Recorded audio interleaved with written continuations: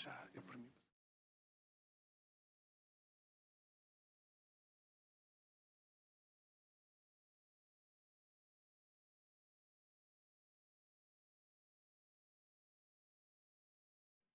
Depende um bocadinho também da...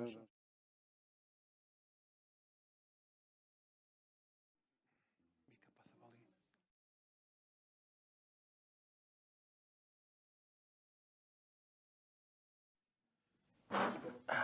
Isto, quem fica ao meio é que paga.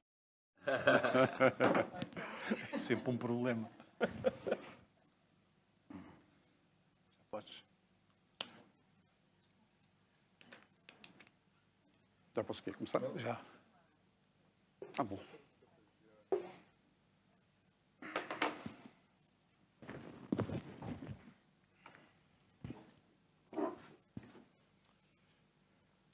Boa tarde a todos.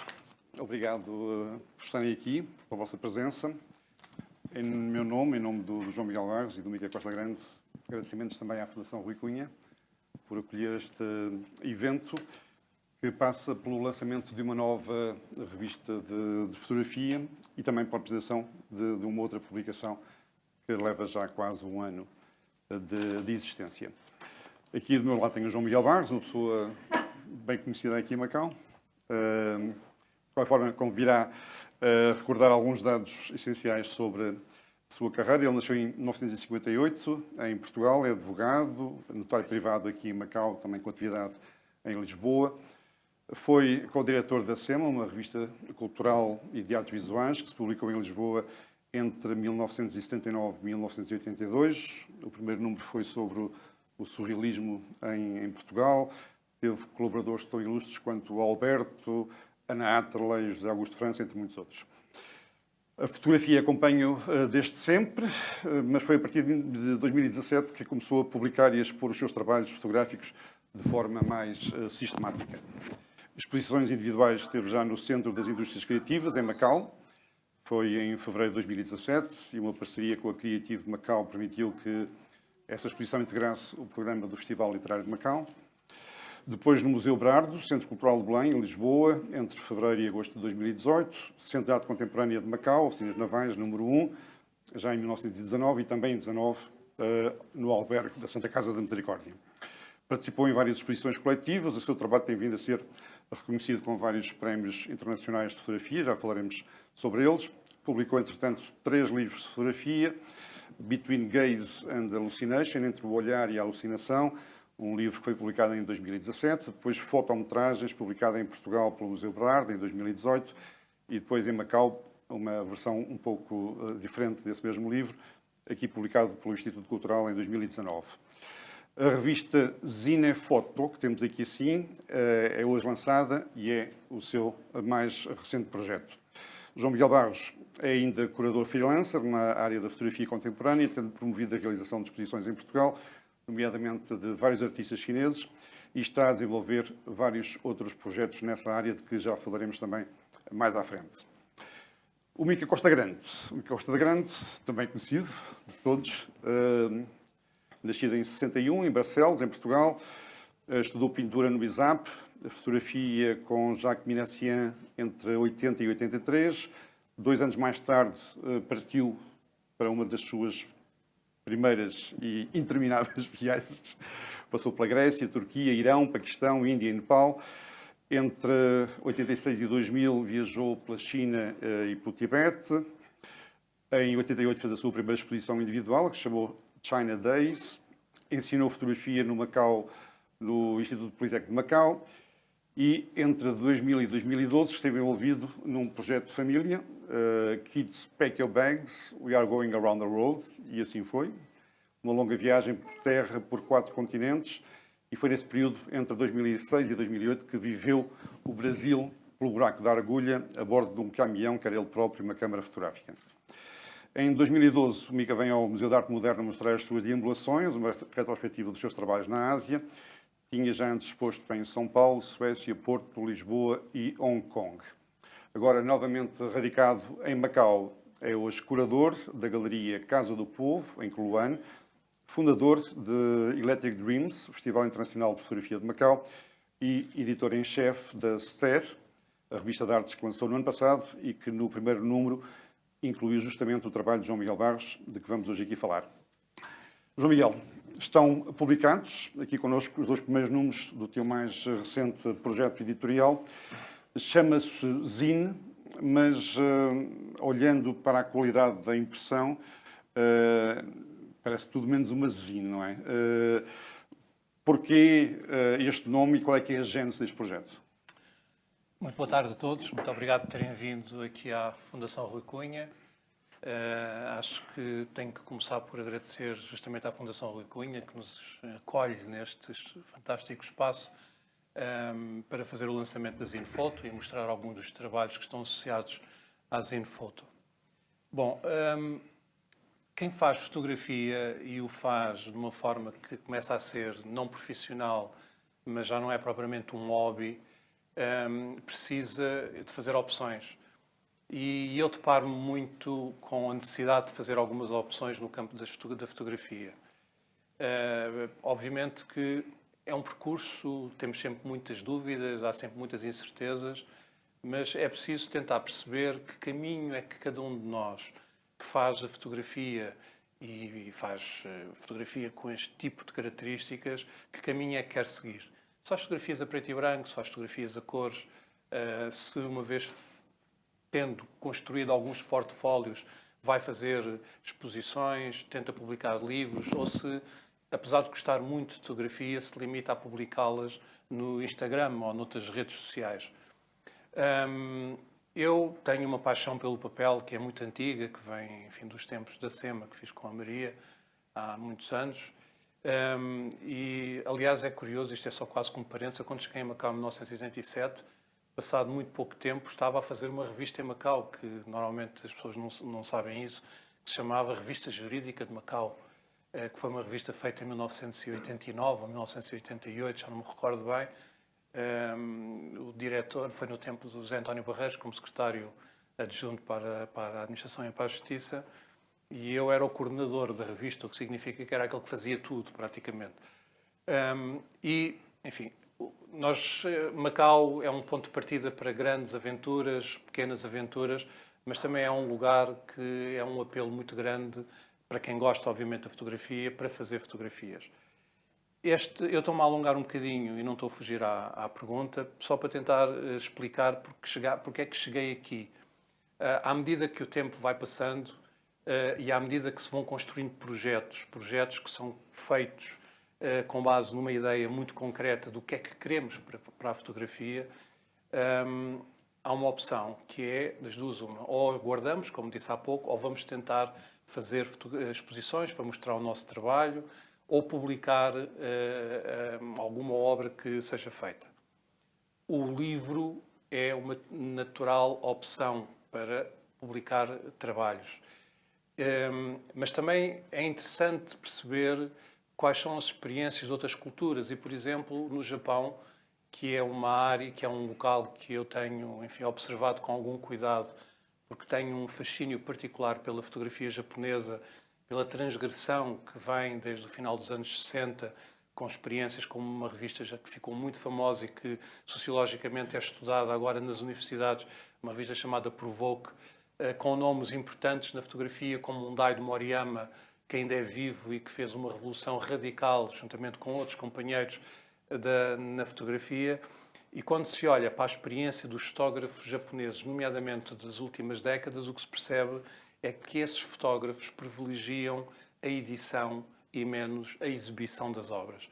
Provavelmente está ligado a uma questão de memória, porque a edição fica, os livros ficam, enfim, e são registros importantes.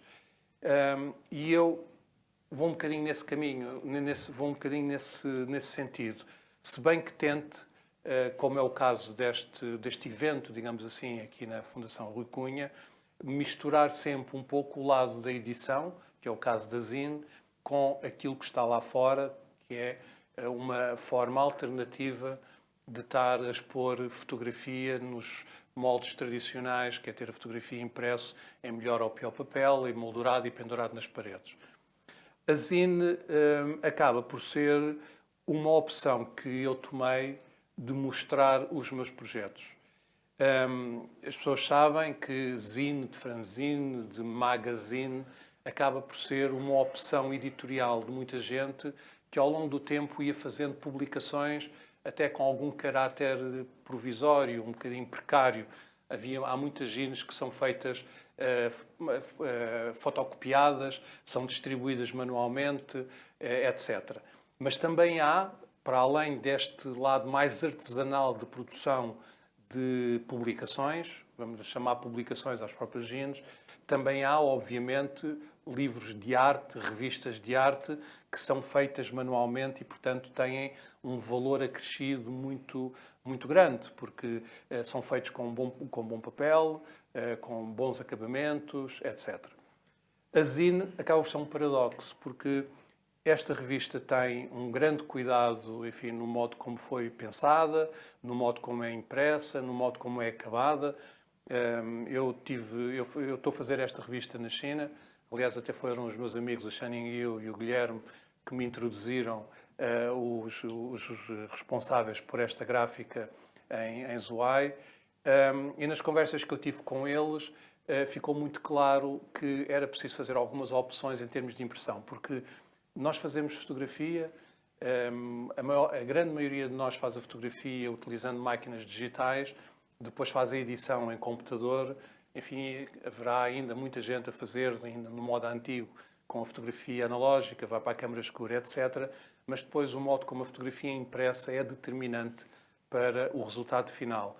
E quando nós imprimimos em papel, não propriamente em fine art paper para expor, mas imprimimos em papel o nosso trabalho, há determinado tipo de requisitos que têm que ser cumpridos. Eu tenho dito, enfim, nestes últimos anos em que tenho feito algumas intervenções devido ao trabalho que vou fazendo, que tenho uma certa obsessão pelo preto, pelo tentar uma tentativa de conseguir o preto perfeito. Eu trabalho o preto e branco com grande intensidade de contrastes. E uma das coisas que me custa muitas vezes é ver determinado tipo de fotografias que dizem ser preto e branco e nós não encontramos nem preto nem branco. Só encontramos diversas tonalidades de cinzento, o que é uma coisa já completamente diferente. É um género monocromático que não tem muito a ver com o preto e branco. E quando eu pela primeira vez fui falar com eles, pedi-lhes que gostava de ter opções em termos de impressão em offset, que é o caso, não é impressão digital, que tivesse dois requisitos importantes. O primeiro deles era que houvesse uma grande generosidade nas tintas que são utilizadas para fazer a impressão da revista. E esta revista aqui, com pretos fortíssimos, é uma revista que é impressa com o dobro das tintas de preto para poder ter esta intensidade de preto. E depois a outra característica que eu queria dar assim um pouco mais artesanal, eu sou muito pouco habilidoso de mãos, eu não consigo, era incapaz de fazer como muita gente faz, como por exemplo o Mika, que é um artífice, um artista no verdadeiro sentido da palavra, da utilização das mãos. Eu não sou capaz de cozer isto, mas esta revista, por exemplo, tem uma particularidade que é não tem acabamento industrial, no sentido de que não vai à máquina, aquelas máquinas que fazem os acabamentos, que põem os clipes e aquilo segue tudo por ali adiante. Esta revista tem um acabamento de uma cozedura em ponto curto, como quem cose as bainhas de umas calças ou de uma camisa, ou faz uma camisa.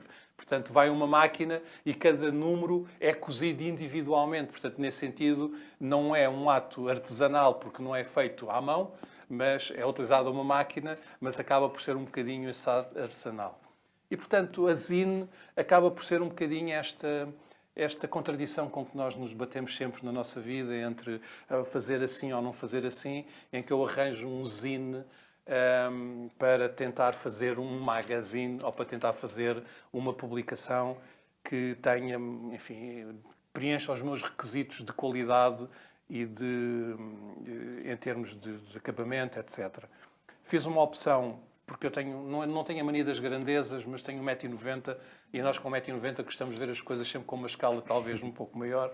Gosto de fotografias grandes, as minhas anteriores exposições eram todas em formato A0, que é o tamanho que o Mika escolheu para a Aster. Mas eu chamo grande. Pois, eu não sou tão alto como tu. Tu chamas-te grande. E esta aqui tem um formato quase correspondente ao A2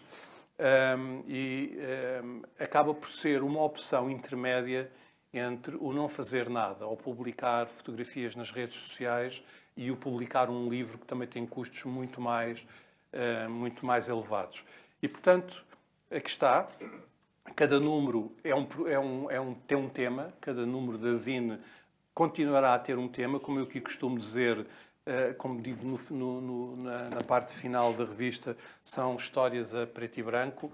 E, digamos, o projeto irá continuar, seguramente com outra história deste projeto maior, que é o Ghana Stories, onde vou fazendo este registro de trabalhos que tenho vindo a fazer agora nos últimos anos e que espero continuar a fazer no futuro. O primeiro número tem 500 cópias, daí para a frente serão 300 exemplares em cada número. 300... E não haverá reimpressões, não é? Não. Aliás, isto é uma conversa que às vezes tenho com vários amigos, já tive com o Mica, já tive com o Guilherme e com o Tchan, que é como é que é possível, num tempo de grande do digital, em que o digital praticamente domina tudo na nossa vida, qual é que é o futuro para o papel impresso. E eu estou extremamente convencido que há um futuro e há um mercado para este e outro tipo de publicações, desde que tenham dois requisitos essenciais. O primeiro é que tenham alguma qualidade, como é evidente.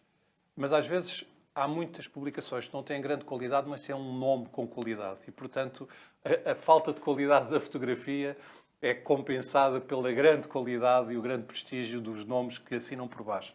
Mas, acima de tudo, é nós termos a possibilidade de apostar em edições limitadas. A zine vai ter naturalmente 300 exemplares de edição limitada, evidentemente que não pode haver nenhuma reedição, porque faz parte da natureza das coisas, mas eu recordo-me que a opção que tomei quando fiz o primeiro livro, o Between Gaze and Hallucination, tinha feito uma opção que é um bocadinho mais refinada em termos de oferecer qualquer coisa para os colecionadores, que é ter uma edição limitada, naquele caso de 300 exemplares, e depois ter uma edição muito mais limitada de 30 exemplares, que é impressa, que é o mesmo livro dentro de uma caixa muito bem feita, com uma impressão, com um print lá dentro, tudo numerado e assinado. Isto dá valor, independentemente de quem faz, do autor, não ser propriamente um dos grandes nomes da fotografia mundial, é isto que cria valor no mercado editorial de fotografia, na minha opinião. Quando anunciaste este projeto no ano passado, numa entrevista a um jornal local, a ideia era um pouco o primeiro número ser com fotografias de um combate boxe que esteve na origem das histórias do Ghana, e o segundo número ser sobre Macau. Entretanto, enfim, temos os dois primeiros números. O primeiro é sobre a Academia do Saber. Tu visitaste já por várias vezes em Accra, no Ghana. E o segundo número é sobre Jamestown, que é um bairro da mesma cidade. O que é que mudou, entretanto? O que é que te fez mudar de planos? O que fez mudar planos, eu acho que foi o Festival Literário ter também sido adiado. Ah, bom. Porque eu tinha a ideia, efetivamente, de lançar o número 1 justamente no festival, no Script Road, sobre Macau. Entretanto, como se percebia que o festival ia ser adiado, eu resolvi avançar com um primeiro número sobre a escola, e depois este com Jamestown, e a seguir depende. Porque há, de facto, este compromisso que eu mantenho, os meus compromissos são sempre de palavra de honra, de fazer um número sobre Macau. Isso depois pode nos levar a outro tipo de conversa, que é sobre o modo como nós olhamos para a cidade ou não olhamos para a cidade, porque fazer, por exemplo, um projeto sobre Macau tem características e tem uma exigência diferente, não estou a dizer que é maior ou que é menor, mas tem uma exigência diferente do que estar na escola, como eu tive por 3 vezes, conviver com os alunos, com os professores, etc., e fazer este tipo de fotografia. Porque quando se está numa escola como esta, em que é tudo diferente, é tudo um bocadinho fora do contexto daquilo a que nós, pela nossa cultura, pela nossa civilização, estamos habituados, tudo isto é uma atração fatal para fazer fotografia. Quando nós olhamos para uma cidade como Macau, em especial para uma pessoa como eu, que está aqui há mais de 30 anos, nós olhamos para os cantos e são sempre os mesmos cantos. E Já não tem a capacidade não tem de esta surpreender, capacidade de não é? surpreender. E esta falta de novidade é um problema muito complicado para se poder fazer fotografias. Mas nós estamos sempre a aprender, como disse há bocadinho, e eu tive uma aprendizagem recente o ano passado, justamente por causa de um dos trabalhos de curadoria que fiz em Portugal.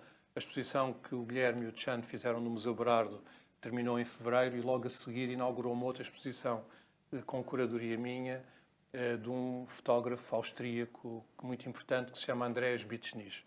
O Andreas, eu falo nisto porque acho que é um bom exemplo daquilo que estamos justamente aqui, do tema que tu introduziste sobre Macau. O Andreas tem um projeto que vem na linha de outros grandes fotógrafos, como o William Klein, provavelmente é capaz de ser o nome mais paradigmático e mais influenciador de muita fotografia das novas gerações. Ele próprio, com a idade que tem, 90 e tal anos, foi um homem que influenciou claramente o Daido Moriyama, que já tem também cerca de 80 e tal anos. E o William Klein tem um projeto que é assente em várias cidades. Tem Roma, tem Nova Iorque, tem Moscovo, acho que tem Tóquio. E o Andreas Bitschnich criou um projeto que se chama Deeper Shades, em que registra em livro de muito boa qualidade, muito bem impresso, com fotografias também muito especiais. Ele conseguiu já juntar, colecionar 5 grandes cidades do mundo. Ele fez sobre Nova Iorque, fez sobre Paris, fez sobre Tóquio, Berlim e Viena. E eu que gosto muito da fotografia dele, um dia conheci-o e disse assim, mas por que não fazer um sobre Lisboa? E ele, recordo-me que disse-me assim, eu estou sempre aberto a bons projetos. E eu disse, então vamos tentar tornar esta ideia possível. Foi possível com a colaboração do Museu Berardo. E eu acompanhei o Andreas Bitschnich durante... Ele fez 3 residências artísticas em Lisboa, durante 10 dias cada. Eu acompanhei-o sempre e percebi como é que é possível um fotógrafo com grande qualificação, porque ele já tem mais de 20 e tal anos como fotógrafo profissional, muita fotografia também ligada à fotografia de estúdio, à fotografia comercial, tem uns livros conhecidos sobre nus, mas como é que um homem que vem daquela experiência da fotografia comercial e de uma fotografia muito estática de estúdio consegue fazer uma abordagem de uma cidade? Ou seja, foi como um treino, uma aprendizagem, e verdadeiramente eu construí uma metodologia para olhar para Macau depois de ter acompanhado como motorista o Andreas Bitschnich, porque não se pode acompanhar um fotógrafo profissional com uma máquina fotográfica, porque isso não fica bem. E, portanto, eu deixei a minha máquina em casa, ia com ele, via como é que ele fazia e, portanto, foi assim que eu aprendi. E eu acho que já construí um bocadinho a metodologia de poder fazer um trabalho que tenha um mínimo de dignidade sobre Macau. Obviamente não é o trabalho do fotojornalista. Isso ali temos o Gonçalo e temos o António Milhomes, que são peritos nessa matéria, mas, na verdade, nós podemos olhar para as cidades, fazer fotografia de cidades, com a liberdade de recriar aquilo que vemos, mas sem estarmos, digamos, limitados pelo rigor que um jornalista ou um fotojornalista tem que ter quando também faz a abordagem da cidade. Um jornalista tem que ser rigoroso no que escreve e um fotojornalista tem que ser rigoroso no que fotografa. Pelo menos é a ideia que eu tenho das coisas. E, portanto, eu, em relação a isso, tenho vindo a construir, tenho vindo a tentar perceber qual é que é a minha margem de liberdade para poder recriar aquilo que eu vejo no dia-a-dia. Mas, na verdade, aqueles que fazem fotografia, gostam de fazer fotografia, penso que já experimentaram uma coisa curiosa, que é, quando nós andamos de máquina fotográfica na rua, nós olhamos tudo de uma forma diferente. A nossa preocupação é outra. Às vezes olhamos para sítios que são perfeitamente inconcebíveis, porque estamos sempre a tentar imaginar onde é que pode estar aquele ângulo perfeito, aquele movimento súbito que faz com que a fotografia ganhe uma outra liberdade, ganhe uma outra vida. E, portanto, sim, nós neste momento temos a Zine 1 e a Zine 2.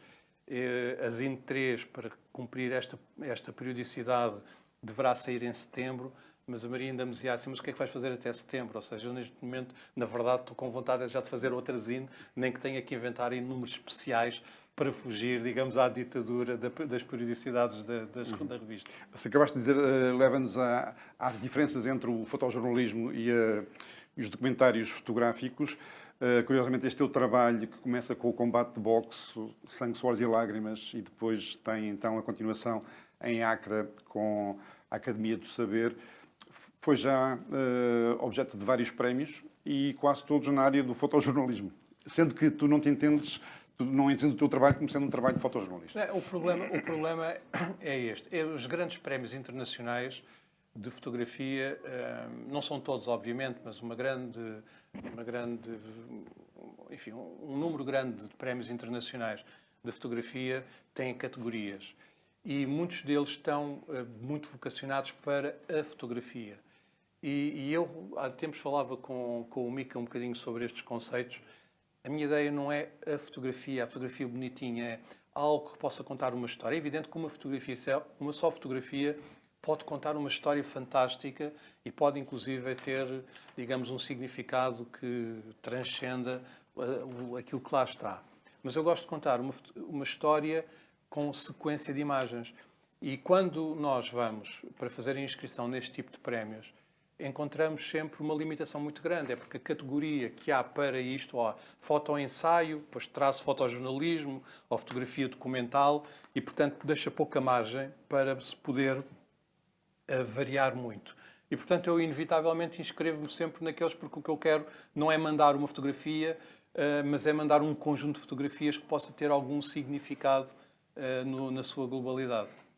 Portanto, premiado em fotojornalismo, mas com toda a liberdade para... Mas não, tem que ser rigoroso com a verdade. Eu não tenho o código de conduta dos jornalistas, e, portanto, mas também tenho uma coisa, se me permites, que é não cometo... não faça... Eu, para mim, a fotografia não tem regras e, portanto, acho que isto é absolutamente importante, que nós temos que saber viver com fotografia sem regras, porque se alguém anda a fazer fotografias a pensar em regras, não fará nunca uma fotografia. Isto é um primeiro ponto. Mas o segundo ponto é, eu tenho algumas regras que me limitam e que passam basicamente por duas coisas. Eu normalmente não ando a pedir para ninguém fazer poses, normalmente nunca tiro coisas que não estão nas fotografias, nem ponho lá nada que eu queira acrescentar a uma fotografia que tiro. A única liberdade que eu me concedo é os meus crops, é fazer determinado tipo de crops, é tirar retratos, não retratos no sentido de uma pessoa, mas captar imagens, eventualmente de ângulos que são pouco ortodoxos, e depois trabalhar a edição das imagens nesta dialética do contraste intenso entre o preto e o branco, com alguns cinzentos pelo meio, mas é por aí, esse é, digamos, o meu mundo. Até porque eu também não tenho, confesso, conhecimentos suficientes que me permitam pôr anjinhos a voar no meio das minhas fotografias e coisas desse género. Mica, o que é que te levou a escolher este trabalho do João Miguel Barros para o número inaugural dessa tua nova publicação, a Star? São os meus espiões na Leica. Não, alguns meses antes da Leica atribuir este galardão, ou esta nomeação, nós tínhamos eu escolhi em conjunto. Na verdade, ele propôs-me outro portfólio, e eu depois vi as zines e propus-lhe usar estas fotos do Ghana. E foi alguns meses antes da tua nomeação, não é? E coincidiram. Eu não sei, tu mandaste uma primeira, era a capa. Não sei se aquilo teve uma sequência ou se vieram todas de uma vez, mas era muito parecida à lista que eu escolhi das propostas dele, que na verdade era a zine. E por isso é uma dupla validação da qualidade do trabalho dele. A tua publicação, a Esther, é um pouco diferente do João Miguel Barros, no formato, e também pelo facto de não ser uma publicação propriamente de autor.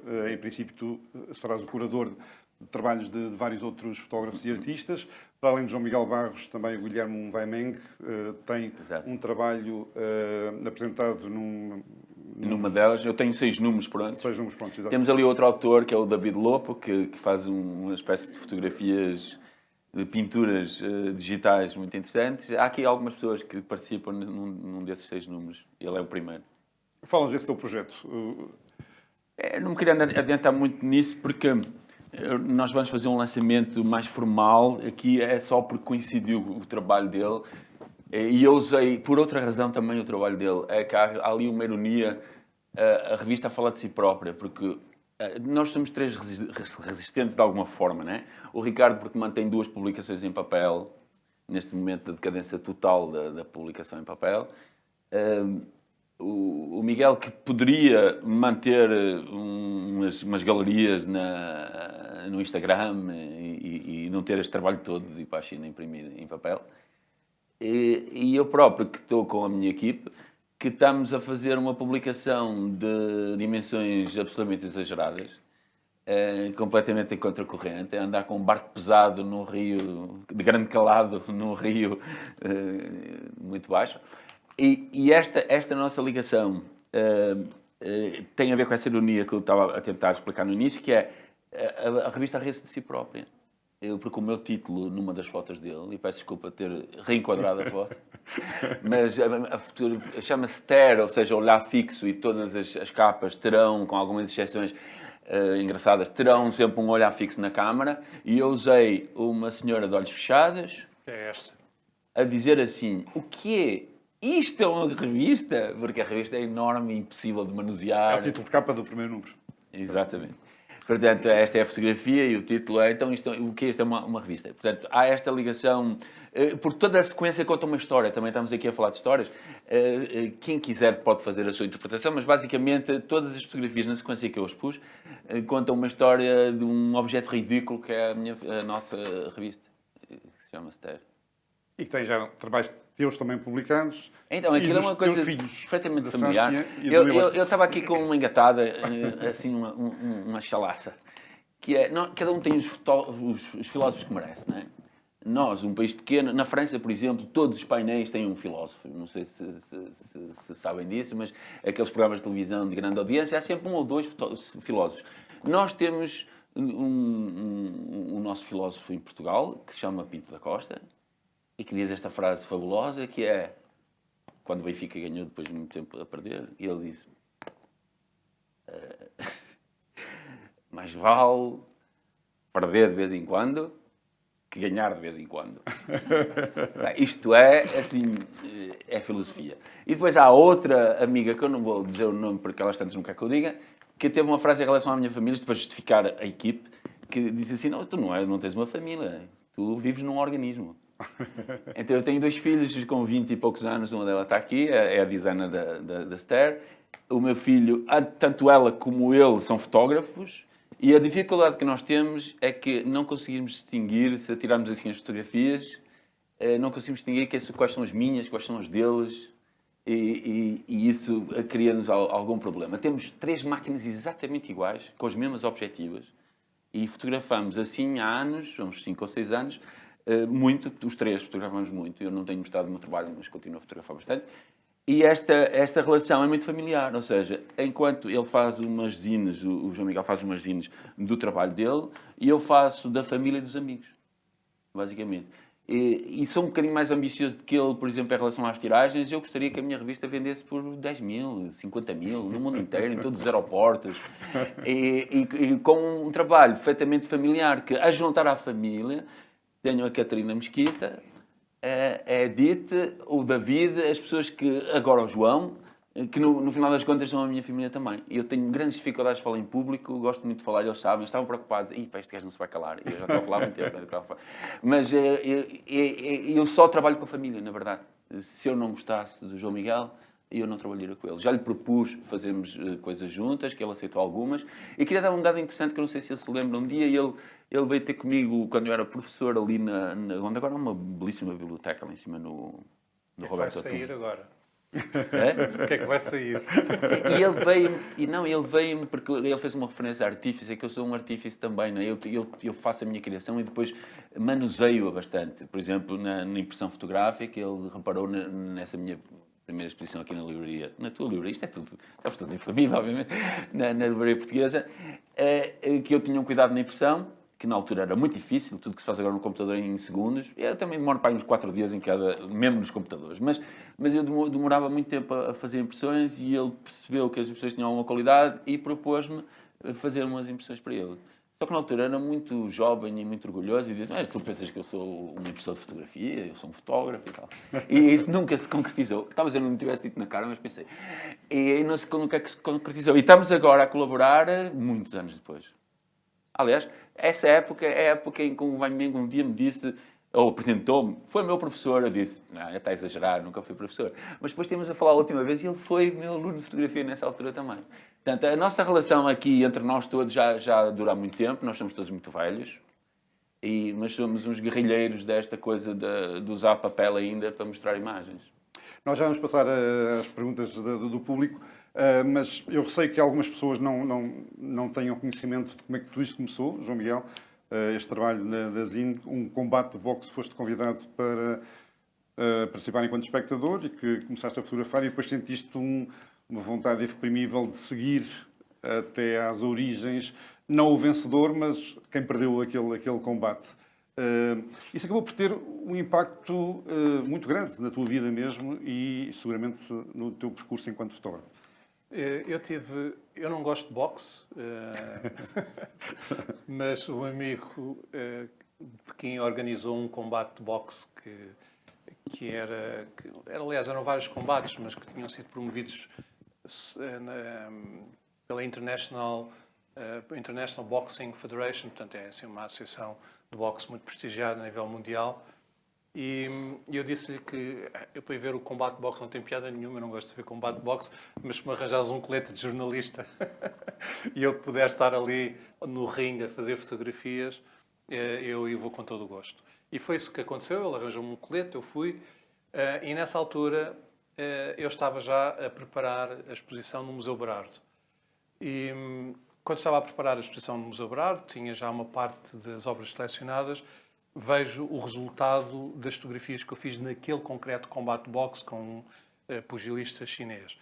E essas fotografias achei-as que tinham um impacto visual grande e decidi incluir um capítulo da fotometragem justamente com as fotografias desse combate de boxe. E depois, enfim, são situações que nos ocorrem, dizer, eu gostava de conhecer aquele que perdeu, porque o Emanuel Danzo, que foi o pugilista ganês que perdeu aquele combate.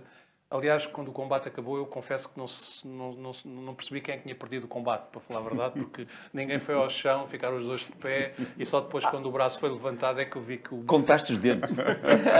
Também não houve dedos partidos nem nada, não consegui perceber.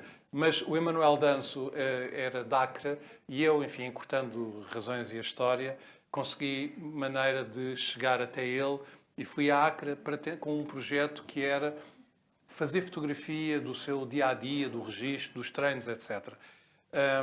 Da segunda vez, quando fui a Acre para continuar a desenvolver esse projeto, levava uma ideia um bocadinho mais ambiciosa que não se concretizou, que era ir à casa dele, que não vive em Acre, e, portanto, conhecer o sítio onde ele vive, a família dele, se é que tem 20 e tal anos, e tentar aprofundar um bocadinho mais as suas rotinas de intimidade para juntar ao lado interessante que era os treinos dele.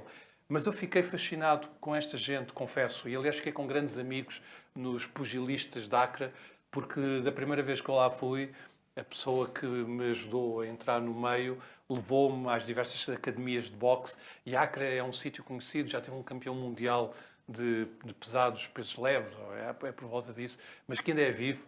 E Acre é conhecido por um sítio onde as pessoas lutam e, aliás, costuma-se dizer que quando ia alguém que queria lutar, então vai para Acre, que lá é o sítio certo. E, portanto, as pessoas lutavam, mas numa perspectiva desportiva, quer dizer, há muitas pequeninas academias, em pátios quase completamente destruídos, em muito más condições. Algumas fotografias que eu tirei lá mostram isso. E foi através de Emanuel Danzo, e eu tenho um espólio, muitas fotografias que juntam o combate em Macau e juntam as diversas fases e sessões de boxe em Acre. Mas foi através dele que eu cheguei à escola, curiosamente.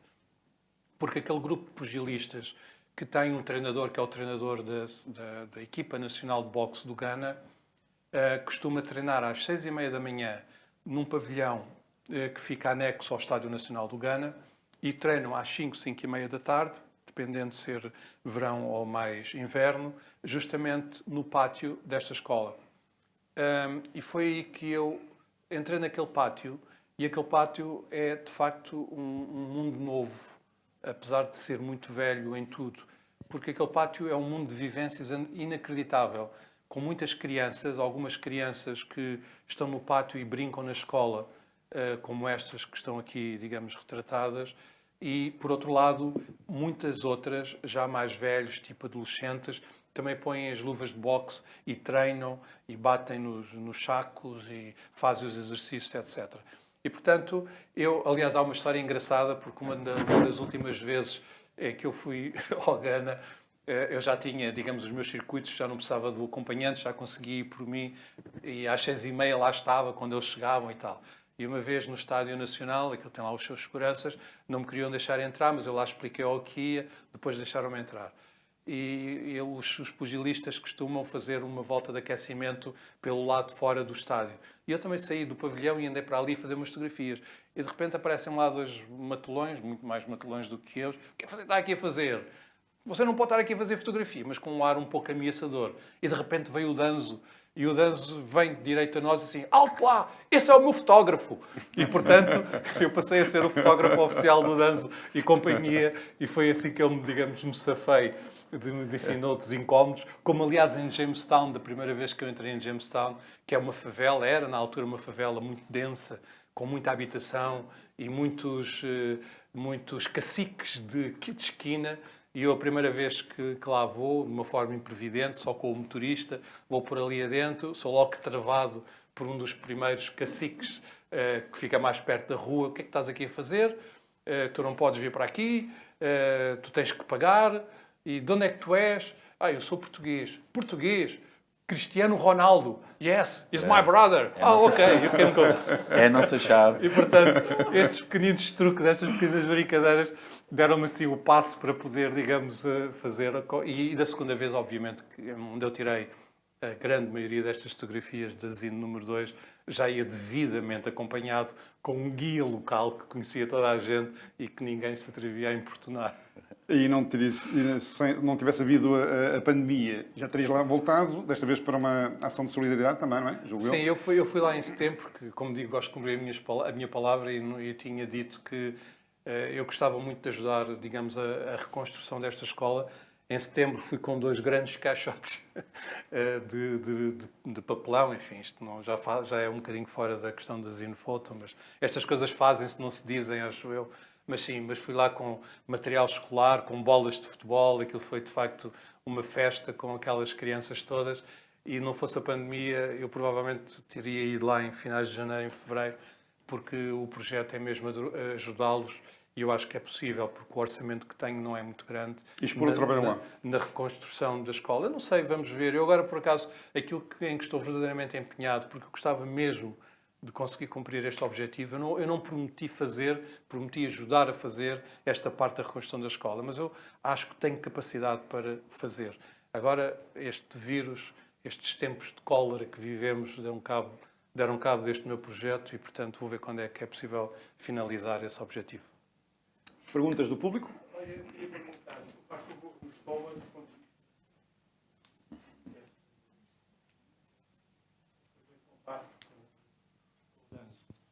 Há vários anos que estás com este projeto. Quando é que o knockout acaba ou começa e passas para outra coisa? Em relação ao boxe, Sim. eu acho que ainda não acabei verdadeiramente o projeto do boxe. E se eu tiver a oportunidade de fotografar combates de boxe, eu acho que não os vou perder, desde que tenha as condições de estar ao lado do ringue. Porque eu tenho que confessar 2 coisas. A primeira é que eu aprendi a respeitar os pugilistas. De facto, às vezes há uma ferocidade grande nos combates, mas há regras e continuo a não gostar de boxe, mas aprendi, digamos, a respeitar aquelas regras e, portanto, enfim. E a outra coisa é que os combates de boxe são motivo para fotografia, são motivos fantásticos de fotografia. Há ali uma dança, nomeadamente, por exemplo, eu não gosto de fazer fotografia de boxe dos pequeninos. Eu gosto dos homens, pesos pesados, com aqueles corpos bem traçados, porque também são muito mais, não são tão, são mais lentos nos movimentos e, portanto, tudo aquilo funciona. É uma coreografia que dá resultados absolutamente notáveis quando nós temos a oportunidade, e temos a sorte também, de poder apanhar, já diria o Cartier-Bresson, o momento decisivo do toque e do contacto. Portanto, eu não queria, se eu tiver a oportunidade de fazer fotografias de boxe, vou continuar a fazê-los. Mas ainda não tenho resolvido ou concluído os projetos editoriais à volta do boxe, porque, desde logo, um projeto maior centrado no danzo ainda não está cá fora e esse provavelmente não será uma zine, mas será um livro. E o número 3 vai ser, enfim, com imensa probabilidade, a vivência daquela escola que está obviamente centrada nos pugilistas, nas crianças também, mas muitas das fotografias, algumas delas estiveram expostas no albergue, são crianças com as luvas de boxe, a fazer simulações, etc. E, portanto, eu acho que há aí uma fonte que não se esgota assim de um dia para o outro. Mas eu tenho vindo a perceber, porque este compromisso que assumi com o Ricardo de fazer a tal zine e uma exposição durante o festival sobre Macau tem-me levado a tentar cultivar olhares diferentes e, portanto, quando se anda para a cidade a ver fotografias e a ver pretextos, detalhes daquilo que podem ser registados como fotografias com interesse, evidentemente que nos tira deste tipo de registros, sendo certo também que, e isto tem muito a ver com a minha maneira de olhar aquilo que é importante em termos de projeto fotográfico, eu acho que nós temos de ter a capacidade, não é que temos que ter, está errado, nós, enfim, é importante que se tenha a preocupação, depois se há a capacidade ou não, de poder contar histórias, mas com uma natureza humana, ou seja, mundo habitado com pessoas, por pessoas, porque é verdadeiramente a natureza humana que muitas vezes dá sentido às histórias. E eu tento privilegiar sempre nos trabalhos que faço este registro da natureza não no sentido apenas de paisagens, eu não faço fotografias de paisagens, mas dos locais, do meio ambiente em que as pessoas vivem e das pessoas que habitam esses locais. Há uns dias em Lisboa foi editado um livro chamado Cidades Vazias com Gente Dentro, uma publicação das editoras Alma Lusa e Instantes, que reúne trabalhos de 70 fotógrafos de 11 países. E eu pergunto, João Miguel, esse teu olhar para a cidade de Macau teve também esse momento em que a cidade vazia, com a pandemia aqui assim, enfim, a assustar as pessoas, conseguiste... Foi objeto do teu trabalho ou preferiste evitá-lo? É um apelo a todos nós que vivemos em Macau há muitos anos ir a correr às ruínas de São Paulo para fazer uma fotografia sem ninguém, não é? E eu levantei-me algumas vezes às 5 da manhã para ver nascer a cidade, uma cidade completamente desabitada e, portanto, sim, é um apelo de todos nós. Acho que provavelmente já todos andámos ali a ver as escadarias das ruínas de São Paulo para tirar uma fotografia sem viva alma. Mas, enfim, não explorei muito, mas levantei-me algumas vezes de madrugada para ir fazer fotografias um pouco por aí, a ver o que é que calha. Muitas vezes não calha nada, isto é um bocadinho como ir à pesca. Chega-se a casa e não se leva nenhum peixe. Mas a fotografia é um bocadinho isso, não é? E sabes isso por experiência própria. Claro. O Cartier-Bresson dizia-se, a sua obra, quando ele já era muito velho e muito conhecido, a sua obra extraordinária, extensa, e ele dizia, se eu tiver uma boa fotografia por cada ano de atividade, já estou contente. E é um humor sagrado da fotografia, não é? Uma coisa que eu gostava de perceber, inicial, também no ICA, eu lembro muito daquele filme do Blow Up. O filme Blow Up, do Antonioni, de 1966, não é?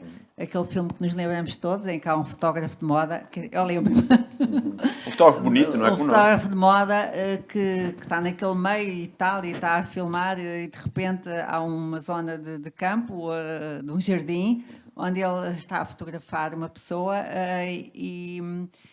eh, um casal de namorados, e ela não gosta que ele fotografe, ou acontece qualquer coisa entretanto, e quer o rolo que ele está, portanto, da fotografia que ele está a fazer, ele não dá, ou dá-lhe outra em troca, enganou-a, e depois foi para casa para o estúdio, para tentar perceber o que é que motivaria a atenção dela.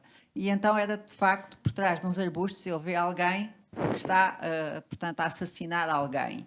A partir daí gera-se toda uma história, gera-se toda uma narrativa, o inesperado acontece e há toda uma sucessão de eventos, e o filme acaba até de uma maneira, eu lembro-me que o filme acaba com ele a jogar uma bola de ping-pong, no sentido que a realidade que está por trás da realidade, não é? A realidade dele era fotografar o casal de namorados, aparece uma outra realidade por trás, mas afinal de contas é tudo efêmero.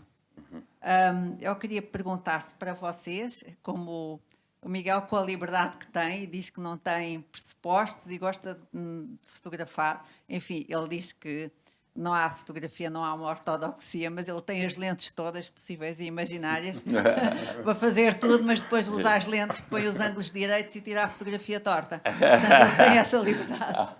Mas também o inesperado, como foi neste caso do Danzo, a partir de um combate de boxe, onde por acaso até fomos os dois, eu fiquei sentada na plateia e ele teve a sorte de ir lá para a frente, tirou aquelas fotografias todas fantásticas. Depois vem o danço, vem a história de ir lá, e agora há os miúdos e há a escola. Quer dizer, um facto em si que parecia insólito, que era o combate de boxe, dá origem a este enredo todo.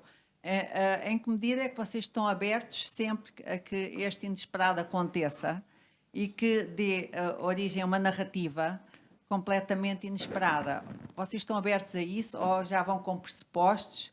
Ou como é que é essa dialética? Mica? E eu acho que as minhas melhores fotografias é quando eu não olho para o visor, nem sequer para a máquina, em geral, não é? E eu não gosto de perturbar as pessoas. Então, por exemplo, no Tibete, passar despercebido para um fotógrafo, é por isso que os fotojornalistas têm problemas, não é? Porque têm aquelas objetivas gigantes. Mas passar despercebido para um fotógrafo é muito importante. Ou seja, se alguém olha para a minha fotografia e se pergunta onde é que estava o fotógrafo nisto, eu fico contente. Ou seja, o fotógrafo tem que desaparecer. Roland Barthes dizia que a obra e o autor são duas coisas que não têm nada a ver uma com a outra. E a tendência é pegar na biografia dele, ou minha, ou de outro fotógrafo qualquer, ou de um autor qualquer, e confundir. Ele fez isto porque na infância fez aquilo, né? Então, a obra, A Morte do Autor, chama-se o ensaio de Roland Barthes. E a questão é passar despercebido, não só no equipamento, como no ponto de vista. Ou seja, eu ponho a minha máquina ao nível do peito e estou a conversar com as pessoas e estou a fotografar. E faço também um truque, que é quando eu tinha duas máquinas, que era preciso uma para cores e outra para preto e branco, slides e negativos, e eu passo uma delas, e tenho muitos autorretratos, às vezes também todos tortos, né? Mas às vezes desfocados, e criar esse ambiente é muito necessário. E depois tenho a segunda questão, que tu puseste, que é o background. É que o fotógrafo de informação está focado no acontecimento. O tipo que está a dar o murro e outro que está a desviar-se. Ou não. A fotografia documental ou artística, toda a fotografia é importante. Não só o primeiro plano, como os planos posteriores. E às vezes o plano posterior, e ainda outro dia estávamos a analisar uma fotografia da minha filha, com o meu filho. Ele estava a dizer, é interessante que a ação está toda aqui no meio, ou seja, nem sequer está lateralizada, mas está um tipo, eu já falei contigo disso, né? Está um tipo ao telefone, lá num canto, e todas as linhas convergem para ele. E ele está no fundo. Então, a questão do fundo e do background, a questão do equipamento, e eu tinha outra coisa para dizer acerca disso, eu queria dizer acerca do trabalho dele, já agora deixa-me alargar um bocadinho mais, que eu não falei nada do trabalho dele. E é outro fotógrafo dessa laia do Cartier-Bresson, que é o colega que começou a Magno com ele, dizia, quando alguém dizia, a minha fotografia não está assim tão boa, ele dizia, se a tua fotografia não é boa, é porque tu não estás perto o suficiente. E o trabalho dele é isso mesmo, é que o fotógrafo não pode passar despercebido neste sentido. É passar despercebido porque está na conversa e está a entreter as pessoas e deixá-las viver e não ficar ali elas a olhar para o fotógrafo, mas tem que estar suficientemente perto para conseguir captar os detalhes, como as ruas digitais das fotografias dele. Eu não ia falar na minha experiência pessoal sobre isso, mas gostava de vos sugerir um nome na fotografia que enfim, quem me conhece já me ouviu falar dessa pessoa muitas vezes, que é um fotógrafo chinês, que eu considero um dos maiores fotógrafos chineses vivos, que se chama Lu Nan. O Lu Nan é um homem que não existe. E dentro desse sentido, o trabalho dele, o Lu Nan, eu demorei 1 ano para chegar ao Lu Nan, porque quando vi a primeira vez as fotografias dele numa Art Central, nem era na Art Basel, há vários anos, há uns 6 ou 7 anos, nós fomos visitar a Art Central e a galeria tinha uma zona independente com o trabalho do Lu Nan. E eu entrei e fiquei pele de galinha, fiquei a olhar para aquele trabalho e não queria acreditar que fosse possível haver alguém que conseguisse uma densidade humana tão rica, tão intensa como o trabalho do Lu Nan. E eu tentei conhecer o Lu Nan para a direita, para a esquerda, por todo lado, e não conseguia nunca chegar ao Lu Nan. Até que ao fim de 1 ano consegui chegar ao Lu Nan e consegui, foi o meu primeiro projeto de curadoria em Portugal, foi como parte do trabalho do Lu Nan. E o Lu Nan, para além deste lado de dizer eu não existo, só a minha obra é que é importante, e é um gesto de humildade imenso, no qual nós todos temos que aprender qualquer coisa, porque muitas vezes eu tenho que ter esta capacidade de que as fotografias são elas, independentemente de quem as fez. Mas o Lu Nan, se me permitem só este parênteses, porque eu acho que vale a pena fazer um pouco esta introdução, porque provavelmente alguns de vós poderão até ser, digamos, estimulados a poder procurar melhor a sua obra. Começa por fazer um trabalho impressionante na década de 80 sobre a doença mental na China. E quando o Lu Nan faz este trabalho muito intenso sobre a doença mental na China, notem que eu não estou a falar sobre os hospitais psiquiátricos na China, porque os havia, embora não, obviamente, como existem, enfim, no mundo ocidental.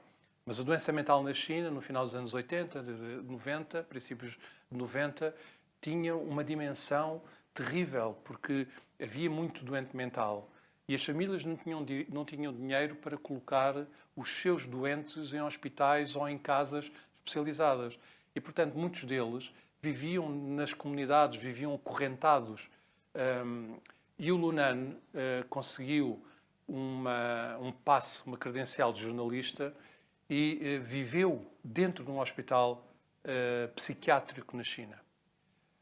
Bom, quando ele começa a fazer aquele trabalho, muito influenciado por grandes fotógrafos e grandes trabalhos que tinham sido feitos anteriormente, nomeadamente um livro que é muito importante, o Depardon, que se chama O Manicômio, mas que foi feito no norte de Itália, justamente dentro dos muros de um hospital psiquiátrico, o Lu Nan andou pelas aldeias, andou a ver onde é que encontrava e conseguiu visitar, ao longo de vários anos, cerca de 30 mil doentes mentais.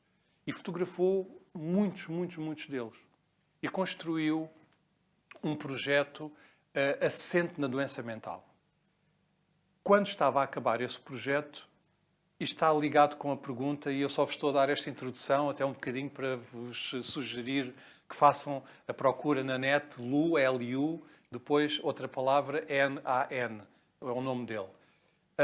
Quando ele estava já a terminar esse projeto, ele encontrou uma velhinha numa aldeia que tinha o hábito de andar a falar em voz alta, a recitar partes da Bíblia. E o catolicismo, a fé católica, também no finais dos anos 80, princípios de 90, como me imaginam, não era permitido. Só que aquela velhota, muito velhinha, que podia gritar à vontade e fazer apregoar a Bíblia, era consentida pelas autoridades, porque justamente tinha o label de ser uma doente mental. Mas ele que andou a fazer o retrato da miséria humana, naquilo que é mais profundo na existência humana, que é justamente na nossa própria condição humana, sentiu necessidade de avançar para um projeto a seguir que fosse um bocadinho a redenção disso. E então foi fazer o trabalho sobre a fé católica, finais também ainda dos anos 80, anos 90. E andou não era nas grandes cidades, pelo interior da China, pelos sítios mais recônditos da China, a fotografar pessoas nos seus cultos, na aldeia, nas comunidades, na família. Isto tem a ver, o trabalho dele, nomeadamente o trabalho que se chama On the Road, relacionado com a fé católica, tem muito a ver com esta lógica de invisibilidade, porque eu nunca vi trabalho de nenhum fotógrafo que fosse tão invisível como o trabalho do Lunan. O Lunan tem fotografias que são autênticas pinturas da Idade Média, renascentistas, em que ele está à cabeceira de pessoas que estão a morrer. Ele tem fotografias que retratam velhinhos, que estão a ser iluminadas por uma vela e com as pessoas à volta a fazer, digamos, as suas rezas, neste caso católicas, e ele está ali, com uma FM2, uma Nikon pequena, sem zoom, sem nada, e ele conseguiu, no seu fabuloso trabalho, nomeadamente sobre a fé católica, conseguiu esta fantástica qualidade que é ter-se tornado invisível de tudo aquilo que o rodeava. Bom, depois o Lunan, quando acabou o trabalho da fé católica, sentiu necessidade de terminar este ciclo que lhe durou 15 anos de vida. Foi um sacerdócio para ele. Durante 15 anos, o Lunan não teve não constituiu família, abdicou das relações todas pessoais para conseguir executar este projeto.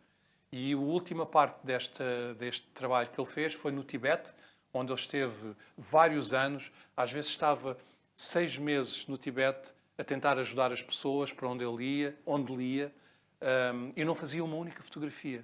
Inacreditável, estava com eles. E todo o trabalho que ele fez no Tibete, que se chama Four Seasons, é basicamente a relação entre gerações, entre fotografias, poses de famílias, o avô com os netos, o marido com a mulher, ou então das famílias na sua relação com a terra. Eu depois, quando fiz a curadoria deste projeto, tentei dar-lhe uma unidade diferente, uma coisa muito simples, chamei isto trilogia, porque é uma coisa óbvia, são 3 peças, mas é tão óbvio, provavelmente nunca ninguém se lembrou antes e nunca ninguém lhe tinha dado, digamos, esse nome. A exposição foi um sucesso, em 3 meses foi visitada por 65 mil pessoas no Museu Berardo e depois deu origem a um livro que está disponível e que se compra na internet, que se chama mesmo Trilogy, onde estão reunidos estes três projetos que começavam por ser independentes, mas depois passaram a ser unidade. Se há exemplo maior da invisibilidade é o Lunan. Não só pela postura que ele tem de nunca aparecer. Aqui há poucos anos, já nós ganhamos uma... Ele não fala nada de inglês, eu não falo nada de chinês, comunicamos pelo WeChat, mas temos uma empatia e uma relação pessoal fortíssima que se construiu com base na confiança mútua de eu o ter levado para Portugal e de ele ter percebido que tudo aquilo que eu lhe prometi foi cumprido. E, portanto, isto... criou-se, digamos, esta relação de palavra entre duas pessoas. E o Lunan... Agora perdi-me. Há uma parte da questão da Maria José que está por responder. Se estás mais ou menos aberto para deixares conduzir, depois de uma situação inesperada, para novos projetos. No teu caso, parece evidente que sim. Sim, claro. Já agora gostava de ouvir a opinião do Mica, embora presuma que seja semelhante. Há uma pessoa que eu esqueci de convidar... talvez já não coubesse na sala, que é o Luís Chacunha, que tem uma coisa muito engraçada. Quando eu cheguei do Tibete, ele dizia assim: já estiveste no Tibete? E eu tive, e tu, Tibete? O Tibete é um sítio fabuloso para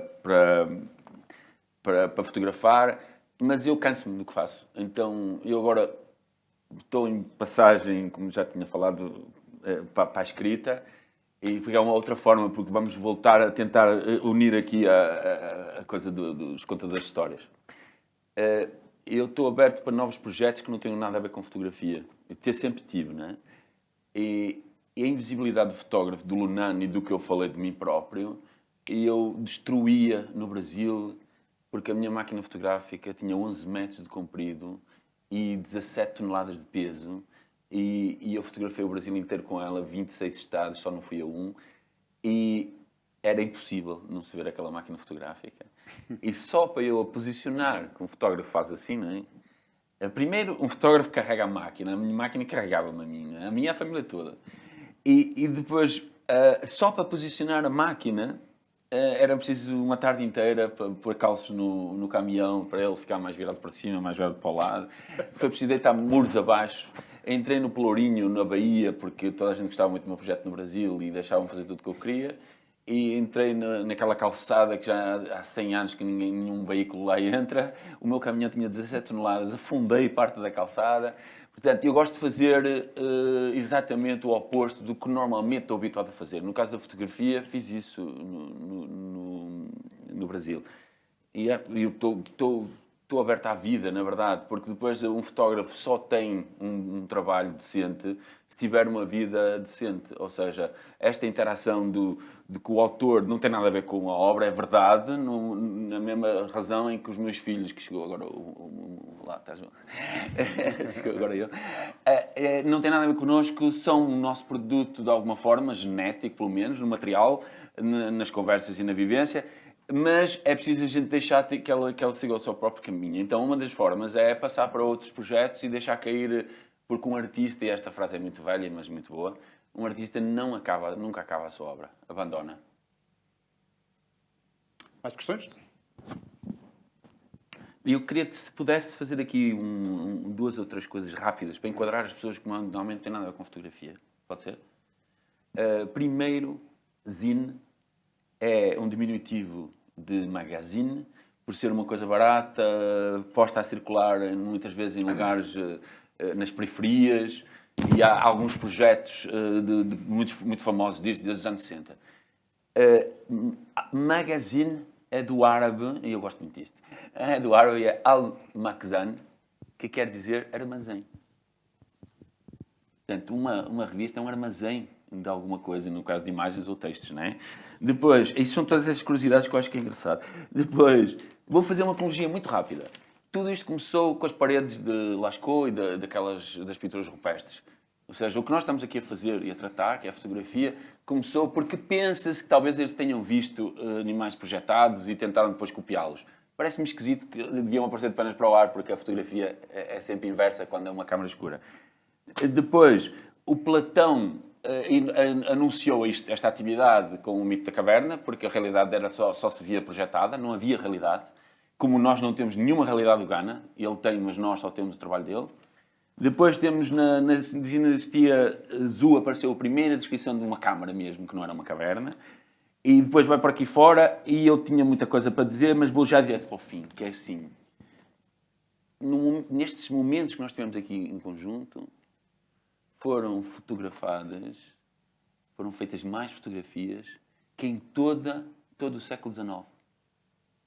Ou seja, por dia fazem 6 bilhões, 6 mil milhões de fotografias, e durante este espaço de tempo que tivemos aqui, a fotografia foi inventada em 1926, de 1826 até 1900 fizeram-se menos fotografias do que nesta hora e meia, no mundo inteiro. Não havendo mais perguntas, deixava que desse uma última nota relativamente aos projetos que têm agora em mente, nomeadamente em relação à curadoria. João Miguel, tinhas falado há pouco do Dado Moriyama. Sim, eu quero continuar este projeto da zine com regularidade, como é evidente.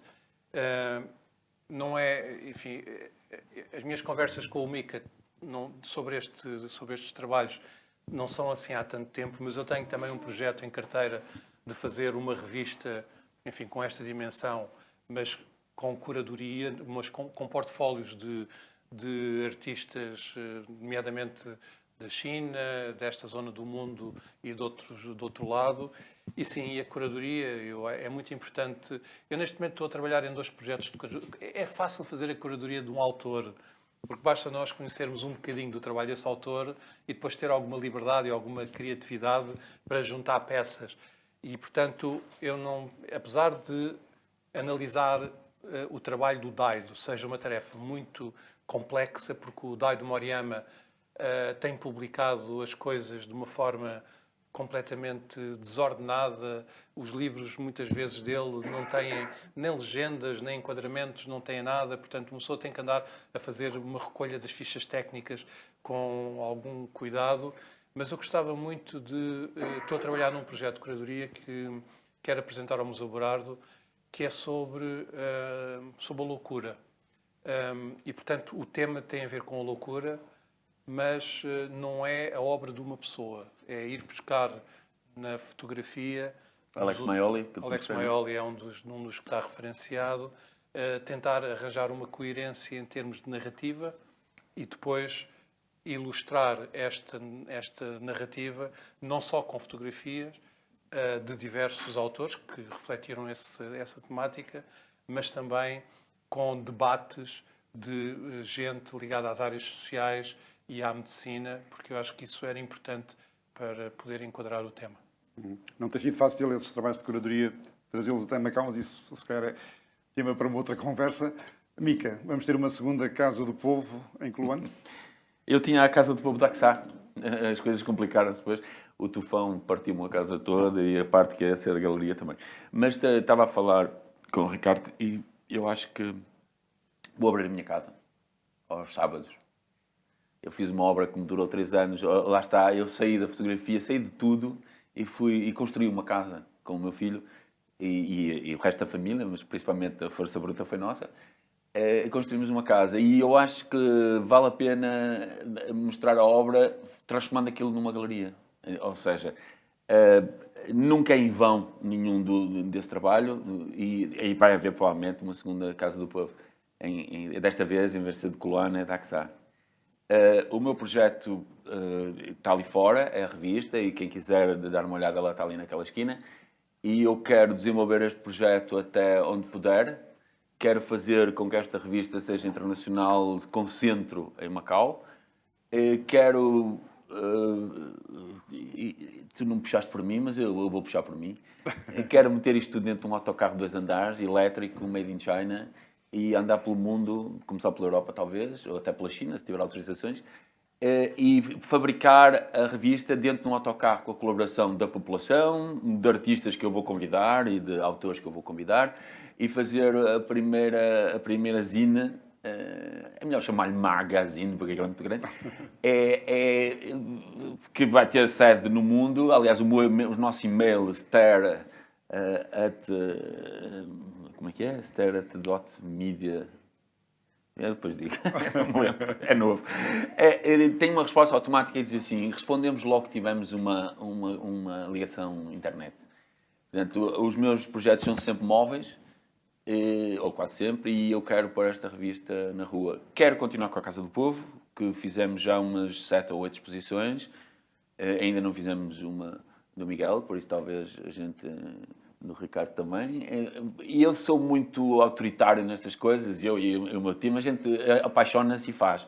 Não tenho um projeto assim mais complexo que isto, né? Das minhas relações, das coisas que eu gosto, das pessoas que eu gosto, e quero continuar a dinamizar algumas coisas que tenho feito em Macau, que não tem muito a ver com isto, mas queria-vos recomendar uma coisa que é fácil de digerir, é complexa, e é muito...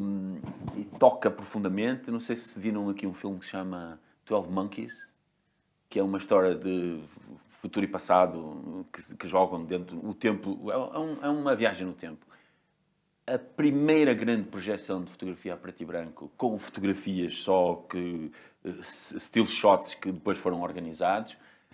Eu passei aqui num festival que fizemos do The Gaze, e quando ele me disse que fez uma coisa que se chama Gaze, tu falaste Electric Dreams, que se passou a chamar Gaze, porque provavelmente eu conversei com ele e só agora é que eu reparei que este Gaze às tantas veio dele, das conversas que nós tivemos.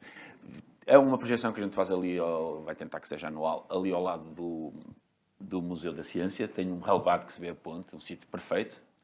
E passamos o primeiro documentário, que era um documentário, um filme à moda antiga dos cinemas, né? Que passavam sempre um documentário, um intervalo, depois um filme.